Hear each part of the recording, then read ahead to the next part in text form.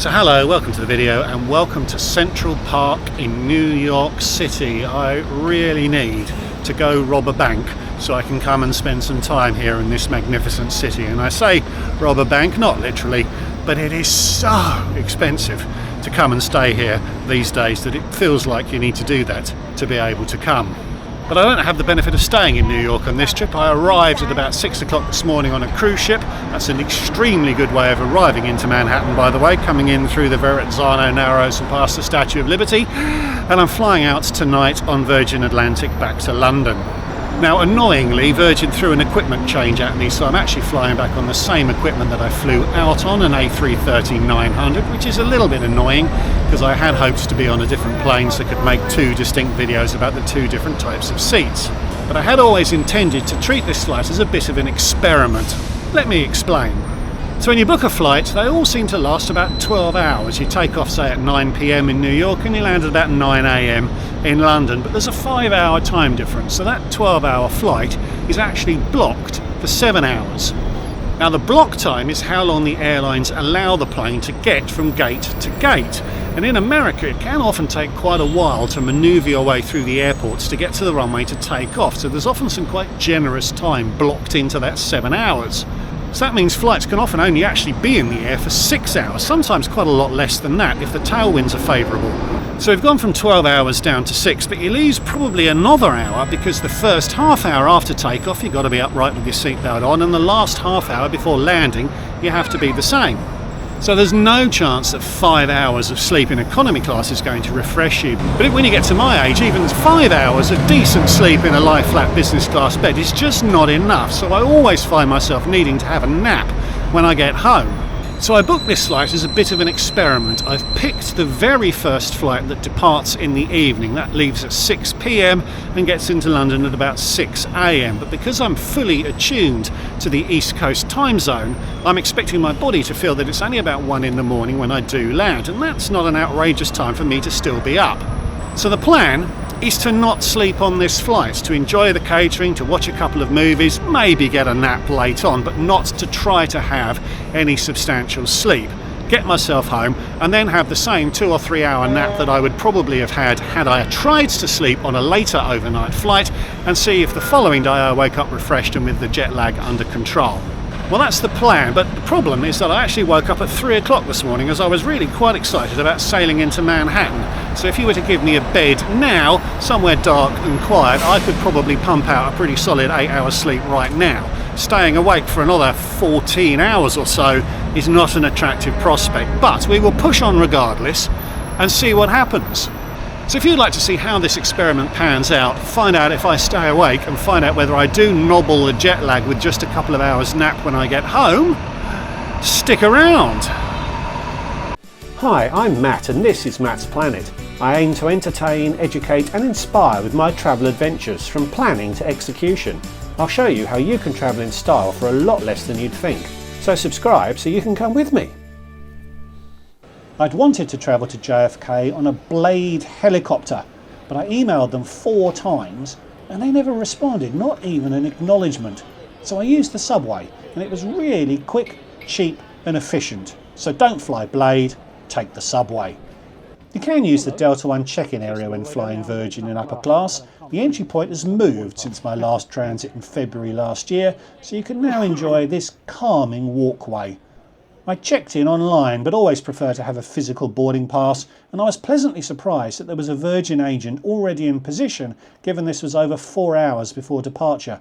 By this point, I was really tired and was really keen to just sit quietly in the lounge for a couple of hours before the flight.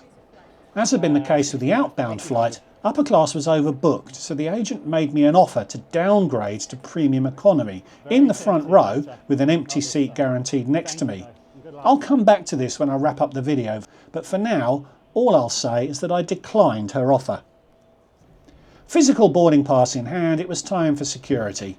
I have global entry, which comes with TSA pre-clearance as you are a trusted traveller. And once again, it felt like everyone had TSA pre, which made it feel like we were no quicker than the regular security line.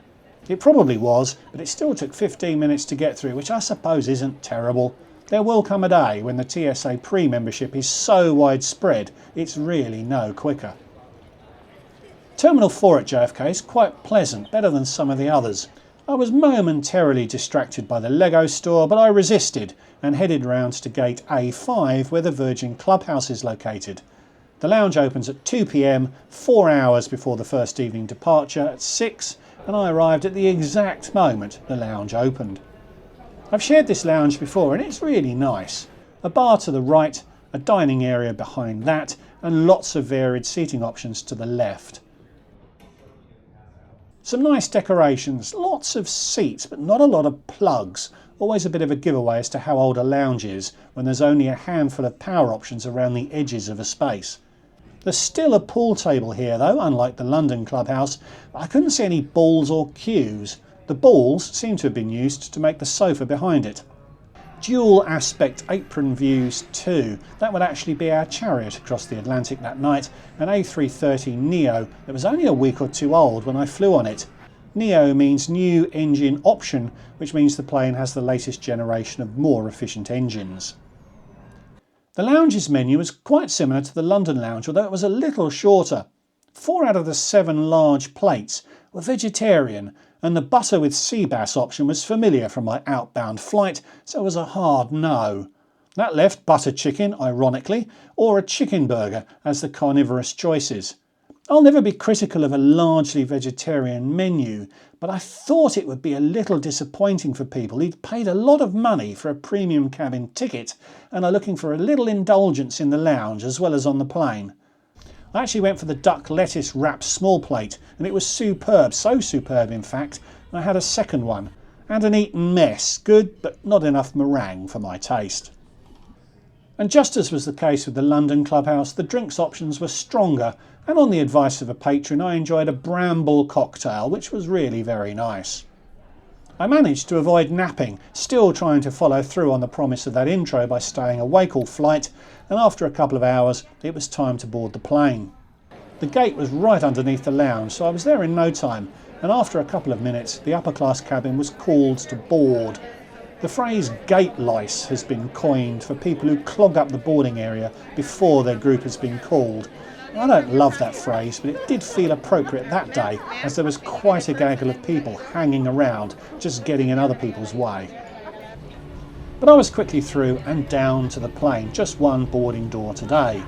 I was in seat 1A, but the cabin manager advised me to go down the wrong aisle to get to my seat as it was likely to be quicker, and she was right.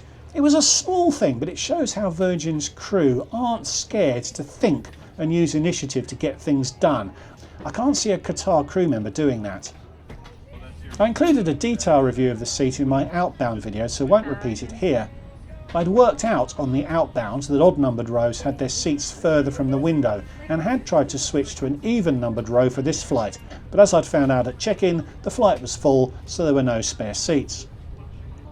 I also didn't get bumped into the larger retreat suite again, although I did take the opportunity to quickly sit in it. It is substantially bigger, but I'm not sure it's worth another 300 quid. Back to my seat, and on the outbound flight I hadn't filmed this space. The seat has poor storage options, but this is a handy area to store your shoes and bedding in flight if you can't be bothered to put them in the overhead bins. Despite the plane only being days old, it was already showing its age.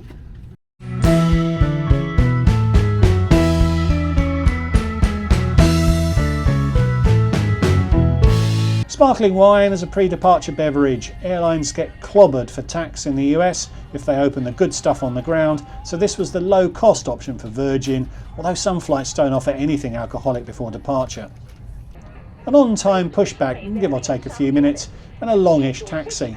3 points seatbelt on, still keen to understand why that's needed with this seat layout, and another longish pause as we waited our turn to take off. And up into a New York early evening. I really don't understand why people don't want a window seat. I have to have this experience thousands and thousands of times before I get bored of watching New York disappear behind us. About 6.5 hours to London that night, and service started with a drinks round. The crew had taken the food order before takeoff, but took a drinks round order separately, which I thought was a little inefficient. Gin and tonic for me and a small bowl of delicious but inexpensive crisps. Cheers! Outbound, I'd been able to pre-select a meal from a wider menu, even if Virgin then lost that order and I ended up having to choose from the narrow on-board menu. No such option on this flight departing the US, and whilst the menu was equally narrow, I thought the options were a little more appealing. At least there was some protein in one of those starters. I went for that shrimp, and there were 2 of them, served with a police baton that was advertised as a bread roll. It was a somewhat bland and insubstantial starter. No dining experience can be described as premium if you're expected to use your knife and fork for both courses. Indeed, if your knife has to treble up as a butter knife. So Virgin's dining experience cannot be described as premium. For my main, I went for the lamb kofta. It was really dry, a small portion as well, and that pitta was inedible. The catering on flights departing New York is notoriously weak for all airlines, but even so, you should expect something better than that. I was still hungry, so went for the cheese plate, which promised to include all the trimmings. If you feel that 3 grapes and a small glob of onion jam fits that description, then you'd have loved this dish. To be consumed by a knife now on its 4th duty and a recycled spoon. Come on, Virgin, you can do a lot better than this. I was very disappointed with the meal, but was clinging to the ambition of staying awake, so went to the loft, the social space provided to the rear of the upper class cabin. Perhaps I'd enjoy a beverage from the fridge or a snack. Perhaps I'd socialise with some of my fellow passengers. There were no drinks, no snacks, and perhaps as a consequence, there were no passengers. I went to the back of the plane and it was quite lightly loaded in both the premium and economy cabins. I was starting to think that I really should have taken that downgrade option.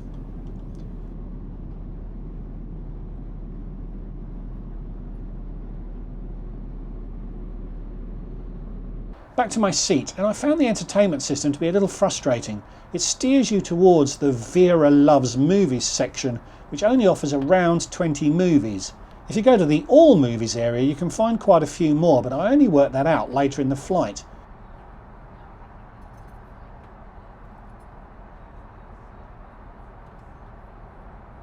The headphones are made by that internationally renowned audio engineering firm called Virgin Atlantic.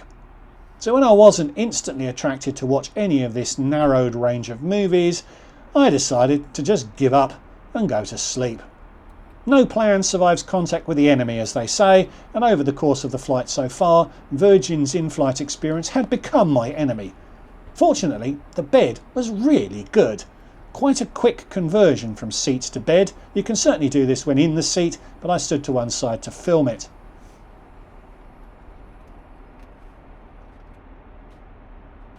The bedding kit, as I'd explored a little earlier, comprised a substantial pillow with a duvet and a really substantial mattress topper. The topper easily slots into position and alongside the pillow is really quite comfortable. I'm 6'4", that's 193 centimetres, and was easily able to lie flat with clearance at the head and feet. And the foot cubby is okay, not massive, but it was big enough, and I didn't feel at all cramped below the knees. There's a great sense of privacy when flat, especially with the door closed, and best of all, Virgin gives you a sleep suit, which I managed to completely avoid filming. Large was the largest size, so I gambled correctly that the top would be too snug for me, and whilst the trouser part was also snug, it was more comfortable than sleeping in my jeans. I'd already communicated that I didn't want any breakfast on the plane. Virgin has an arrivals lounge where I'd planned to refresh myself before heading home, so it was lights out and I slept for around 3.5 hours until the cabin was awoken about 45 minutes out from landing. The only real problem was that the seatbelt was really tight when secured over the duvet, so much so that it became quite uncomfortable across my hips if I laid on my side. Apart from that, the bed gets high marks. As we descend, a word on the crew. They're intelligent humans and you can relate to them as such. I had a few really good conversations with them on both flights, and I was amused when I asked one chap if he'd ever worked for BA and he replied, "Hell no." But I suspect most BA crew would answer the same if asked if they'd ever worked for Virgin. One thing I've noticed before, and did experience on this trip, was that the crew has substantially less energy on the flight back versus the flight out. Virgin crews are renowned for the fun they have en route, and that seems to frequently be manifested in them being a bit partied out for the trip home. This crew wasn't terrible in that regard, but it was still a very different energy flying back. So how much did this return trip cost me? I booked these flights as a redemption, utilising a reward voucher I earned from putting £10,000 through my Virgin Atlantic Rewards Plus credit card. I talked about this card and the voucher in this video, and I used my voucher to upgrade both legs from premium to upper class. I booked about 8 months prior to travel when availability was excellent. An off-peak premium return redemption costs 35,000 points, but I booked when a 20% promotion was active, so it cost me a mere 28,000 points. It was very simple to book. I needed upper class availability on both legs, but as you still can't redeem a voucher online, you have to call to book. Agents do this every day though, and it was all done in minutes. It was very efficient. The problem though is that whilst Virgin is like most airlines in charging taxes and fees on redemptions, they still stuff a whopping £700 of their own revenues into those taxes and fees, meaning I had to pay a whisker under £1,000 in cash on top of the 28,000 points. That's a lot, and it's very disingenuous of Virgin to do this, as it means that a free ticket really isn't. Virgin comfortably covered the cost of operating the seat I occupied out of the £700 in revenue that they extracted from me. BA used to also do this, but stopped a few years back when they changed the basis of their redemptions to what they call reward flight savers. If you use an equivalent voucher on BA to fly to New York, it will cost you a lot more points, 85,000 off-peak versus the 35,000 you'd normally pay on Virgin, but you'll only be asked to pay around £350 in cash, which is pretty close to the actual taxes payable, given UK air passenger duty alone is almost 200 quid on that flight. I get my points quite cheaply, so will always prefer a high point, low cost option, which unfortunately right now is BA rather than Virgin. So that's a total cost of perhaps £1,300 plus a voucher if you value a Virgin point at 1p each. As you saw in the first video, that's how Virgin was valuing them when they offered me an incentive to change my outbound flight. The real problem is that you can often find fares at or below that price between Northern Europe and New York, which are full revenue fares that will be cheaper overall and will earn you points rather than costing you them. They'll arguably be on lesser airlines, but your definition of lesser hinges on your opinion of the Virgin experience. And after these flights, my conclusion is that flying Virgin is just not a great experience. As I said in the first video, if you want a design-led, quirky experience that projects a sense of rebellion against the mainstream, then you'll love Virgin. But Virgin is a mainstream offering, and from these flights I've concluded that they're not a particularly good mainstream offering. The conclusions I draw in that first video stand. It's a great ground experience, it's a good seat, good drinks, bad if not very bad food, average in-flight entertainment, and a crew that can run hot or cold depending on which direction they're flying in. If the A330neo reflects Virgin's view of perfection, I think they've got a lot wrong. I mentioned I was offered a downgrade on check-in. The carrot dangled was a voucher for a free return flight anywhere on the Virgin network in upper class with no expiry date. I'm still kicking myself that I didn't clarify whether there were blackout dates or whether I still had to pay Virgin's extortionate taxes and fees to use this free voucher. But part of the reason I didn't accept that offer was that my instinct was that I really wouldn't want to fly on Virgin again, even if it was free. And that was how I felt before I took this flight. That's probably the strongest opinion I've ever shared in a video, but the week after getting home, I stand by it. And I thought I'd never say this, but give me BA any day of the week. So jet lag update. I got home around 10 AM and at midday I went to bed and had a 2.5 hour nap. I then enjoyed a normal afternoon and an almost normal evening. It was a bit of a struggle to keep going until 10 PM, but I managed it and was asleep by perhaps 10:02. But I then slept for a solid 9 hours. And the next day I was fine, a little bit sleepy when 8 PM came around, but I pushed through and was pretty happy with how my strategy panned out. Had I enjoyed a normal night's sleep in New York the night before flying home, I think my strategy would have worked, and it's how I will approach that flight home next time I'm in the US. I just need to find a bank to rob. So into the arrivals lounge, which Virgin has virgined by calling it the Revivals Lounge. A very pleasant shower, a very pleasant breakfast in a very pleasant space. Once again, Virgin's ground game was strong. I just wish they followed through and matched that with the in-flight experience. So thanks for watching. I hope you enjoyed it. Please leave me a comment. Am I being too tough here? Give the video a like if you've made it this far, and please consider subscribing if you're new. And if you'd like to support what I'm doing more directly, there is a Patreon account. The link is in the description below. Thanks again for watching, and I'll see you all in the next one. Bye bye.